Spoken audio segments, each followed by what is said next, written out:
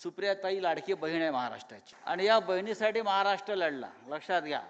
त्याच्यामुळे महाराष्ट्रातले जे तुमचे जे भाऊ आहेत लाडके, त्यांनी रंग बदलला.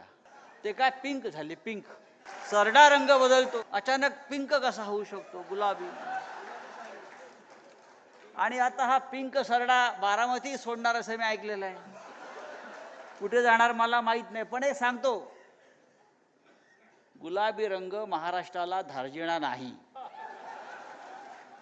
आपला नाही, आपला भगवाचा आहे. बघा तिकडे बाजूचं तेलंगणा राज्यामध्ये केसीआरचा गुलाबी रंग आहे, पराभूत झाला, पिंक. काय साहेब, पिंक.